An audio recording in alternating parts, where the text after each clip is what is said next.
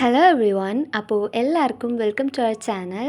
I think കഴിഞ്ഞ മാസമായിരുന്നു എൻ്റെ എക്സാം. അപ്പോൾ ആ ഒരു ടൈമിലാണ് എന്നോട് ബ്ലൈൻഡ് ബാഗ് ഉണ്ടാക്കുമെന്ന് ചോദിച്ചിട്ട് ഞാൻ കമൻറ്റ് കണ്ടിരുന്നു. പക്ഷേ എനിക്ക് ആ ടൈമിൽ ഉണ്ടാക്കാൻ പറ്റിയില്ല, ഈവൻ ദോ എനിക്ക് ആഗ്രഹം ഉണ്ടായിരുന്നെങ്കിൽ കൂടി. എങ്ങനെ പറയണമെന്ന് അറിയില്ല. എനിക്ക് എക്സാമിൻ്റെ ടൈമിൽ ഭയങ്കര തോരായിരുന്നു ക്രാഫ്റ്റ് ചെയ്യാൻ. പക്ഷേ ആ സമയത്ത് പഠിക്കല്ലാതെ വേറെ വഴിയില്ലല്ലോ. പക്ഷേ എക്സാമൊക്കെ കഴിഞ്ഞതിന് ശേഷം എൻ്റെ എനർജിയൊക്കെ എവിടേക്കാണ് പോയി എന്നറിയില്ല. ഞാൻ പറഞ്ഞല്ലോ, ഞാൻ കഴിഞ്ഞ വീഡിയോയിലൊക്കെ പറഞ്ഞിട്ടുണ്ടായിരുന്നു എനിക്കൊന്നും ചെയ്യാൻ ഒരു ഇൻട്രസ്റ്റും ഇല്ലയെന്ന്. അതുകൊണ്ട് തന്നെ ഞാൻ അത്യാവശ്യം കഷ്ടപ്പെട്ടിട്ടാണ് ഈ ഒരു ട്രാക്കിൽ ഇങ്ങനെ ആവുന്നത്. അതുകൊട്ടെ നമ്മൾ ബ്ലൈൻഡ് ബാഗ് എന്താണെന്ന് പറഞ്ഞില്ലല്ലോ. ബ്ലൈൻഡ് ബാഗ് എന്താണെന്ന് വെച്ചാൽ ഈസ്റ്റ് ഏഷ്യൻ കൺട്രീസിലാണ് ഇങ്ങനത്തെ സാധനങ്ങളൊക്കെ കൂടുതലായിട്ടും നമുക്ക് കിട്ടുക. ആൻഡ് ഈ ബ്ലൈൻഡ് ബാഗിൻ്റെ അകത്ത് നമുക്ക് എന്താണ് കിട്ടുക എന്ന് നമുക്ക് പറയാൻ പറ്റത്തില്ല.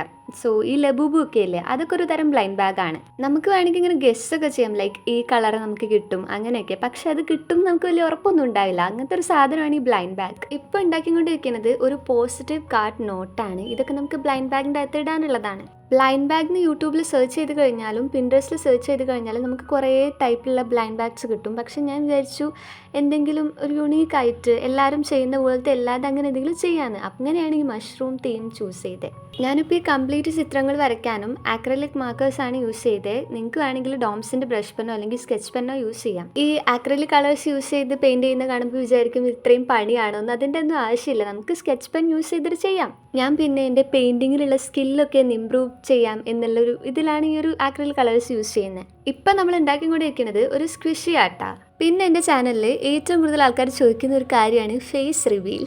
സത്യം പറഞ്ഞാൽ എനിക്കും ആഗ്രഹമൊക്കെ ഉണ്ട്, പക്ഷെ നമ്മൾ അറിയുന്ന ആൾക്കാർക്ക് ഇത് കാണൂല എന്നുള്ളൊരു തോട്ടാണ് അത് ചെയ്യണ്ട എന്ന് എന്നോട് ഇങ്ങനെ പറയുന്നത്. ഞാനാണെങ്കിൽ അങ്ങനെ ക്യാമറ ഷൈ ആയിട്ടുള്ള ആളൊന്നുമല്ല. എനിക്ക് ക്യാമറ നോക്കി സംസാരിക്കാനൊക്കെ ഒരുപാട് ഇഷ്ടമാണ്. പണ്ട് സ്കൂളിലൊക്കെ പഠിക്കുന്ന ടൈമിൽ വീഡിയോസ് ഒക്കെ ഇട്ടിരുന്നപ്പോൾ എന്നെ എല്ലാവരും കളിയാക്കുമായിരുന്നു. അതോടുകൂടി ഞാൻ ആ പരിപാടി നിർത്തി. അപ്പം ഞാൻ വിചാരിച്ചു ചാനൽ അത്യാവശ്യം ഗ്രോ ആയതിൻ്റെ ശേഷം മാത്രമേ ഫേസ് റിവീലൊക്കെ ഇനി ചെയ്യുന്നുള്ളൂ എന്ന്. അടുത്ത നമുക്ക് ഒരു ബുക്ക് മാർക്ക് ഉണ്ടാക്കാം. അതിന് വേണ്ടിയിട്ട് ഒരു A4 ഷീറ്റ് ഈ ഒരു ഷേപ്പിൽ കട്ട് ചെയ്യാം. ഞാൻ കട്ട് ചെയ്യുന്നതൊന്നും വീഡിയോയിൽ ഇൻക്ലൂഡ് ചെയ്തിട്ടില്ല, കാരണം വീഡിയോൻ്റെ ലെങ്ത് വെറുതെ കൂട്ടി നിങ്ങളെ ബോറടിപ്പിക്കണ്ടല്ലോ എന്ന് വിചാരിച്ചു. പിന്നെ ഈ ക്രാഫ്റ്റ് ഒക്കെ ചെയ്യുന്ന അത്യാവശ്യം ആൾക്കാർക്കും ബ്ലൈൻഡ് ബാഗ് ഒക്കെ ഉണ്ടാക്കാൻ അറിയായിരിക്കും. ഞാൻ പിന്നെ നിങ്ങൾക്ക് ഒരു ഐഡിയ ജസ്റ്റ് സജസ്റ്റ് ചെയ്തു എന്നുള്ളൂ.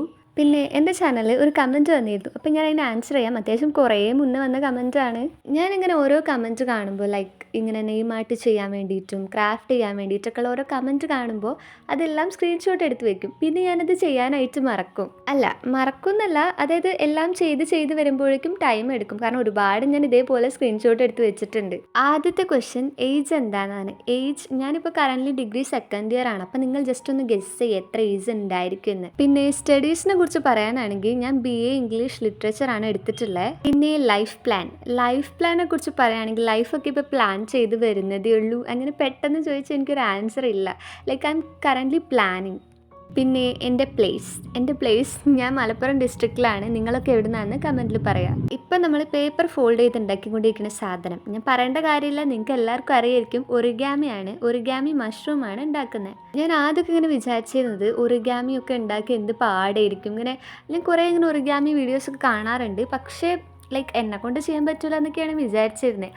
പക്ഷേ ഇപ്പോഴാണെങ്കിൽ ഞാൻ കുറേ ബട്ടർഫ്ലൈസ് ഉണ്ടാക്കും, പിന്നെ ഓരോ ബോട്ട്സും കാര്യങ്ങളൊക്കെ ഉണ്ടാക്കും. പിന്നെ ഇപ്പോൾ ഇതാ മഷ്റൂം വരെ ഉണ്ടാക്കി. അപ്പോൾ എനിക്ക് നിങ്ങളോട് പറയാനുള്ളത് എന്നെക്കൊണ്ട് പറ്റൂല, എനിക്കതിനുള്ള കഴിവില്ല എന്നൊന്നും ചിന്തിക്കാതെ ജസ്റ്റ് ട്രൈ ചെയ്ത് നോക്കുക. ആൻഡ് നമ്മൾ ഓരോ പ്രാവശ്യം ട്രൈ ചെയ്യുമ്പോഴും നമ്മൾ ഓരോ തവണ ഇമ്പ്രൂവ് ചെയ്യാണ് ചെയ്യുന്നത്. അങ്ങനെ ഫൈനലി നമ്മുടെ ബ്ലൈൻഡ് ബാഗ് സെറ്റായിട്ടുണ്ട്. സത്യം പറഞ്ഞാൽ എനിക്കിങ്ങനെ ഓരോ ക്രാഫ്റ്റ് ചെയ്യുമ്പോഴും അതിൻ്റെ ഫൈനൽ ലുക്ക് എങ്ങനെയായിരിക്കും എന്നറിയാൻ ഭയങ്കര എക്സൈറ്റ്മെൻ്റ് ആയിരിക്കും. ആൻഡ് ആ ഒരു എക്സൈറ്റ്മെൻറ്റ് തന്നെയാണ് ഓരോ ക്രാഫ്റ്റ് ചെയ്യാനുള്ള മോട്ടിവേഷനും. അപ്പോൾ നമ്മുടെ ബ്ലൈൻഡ് ബാഗ് ഇഷ്ടപ്പെട്ടാൽ ലൈക്ക് ചെയ്യാനും കമൻറ്റ് ചെയ്യാനും പിന്നെ സബ്സ്ക്രൈബ് ചെയ്യാനും മറക്കണ്ട.